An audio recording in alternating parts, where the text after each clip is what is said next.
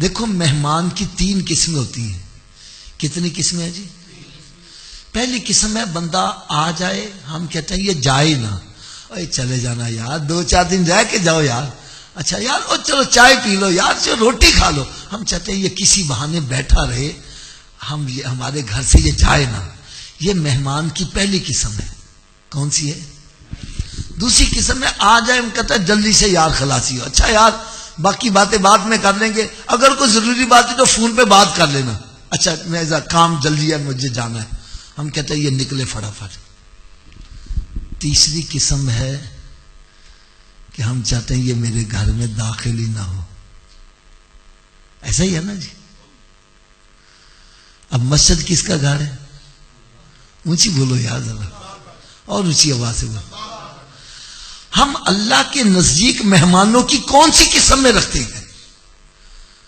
مسجد میں آ جاؤ، اگر مسجد میں جی لگ رہا ہے، نماز پڑھ کے پھر بھی بیٹھا ہے، تسبیح پڑھ رہا ہے، قرآن پاک پڑھ رہا ہے، درود پاک پڑھ رہا ہے، سمجھ جاؤ مہمانوں کی پہلی قسم ہے رب نہیں چاہتا یہ جلدی میرے گھر سے چلا جائے.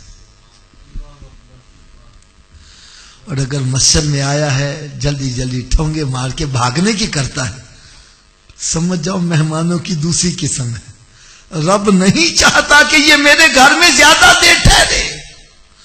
اور جو مسجد میں آئے نظارہ یار، اس کو اپنی قسمت میں رونا چاہیے کہ وہ اللہ کی نظر میں اتنا گر گیا ہے کہ رب تعالیٰ اس کو اپنے گھر میں داخل ہونے کی توفیق نہیں دے رہا.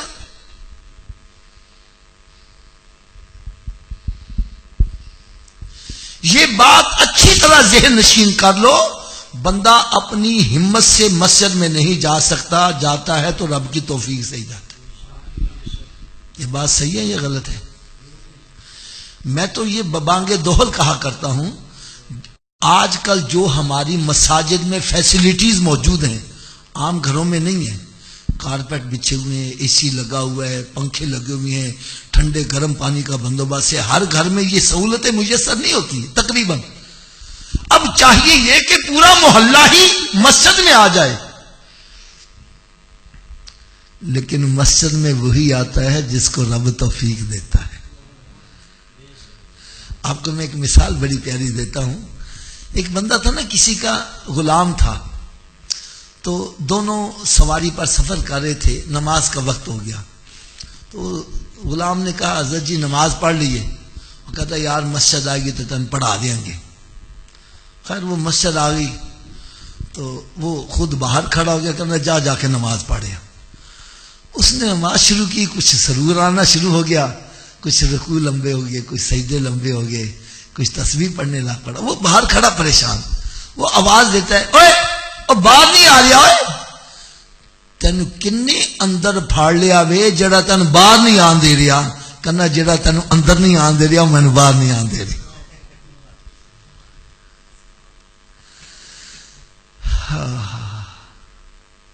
تو جو مسجد میں نہیں جاتا وہ اپنا کمال نہ سمجھے، بلکہ اپنے اوپر روئے کہ وہ اللہ کی نظروں میں اتنا گر گیا ہے کہ رب تعالیٰ اس کو اپنے گھر میں داخل ہونے پسند نہیں فرما رہا.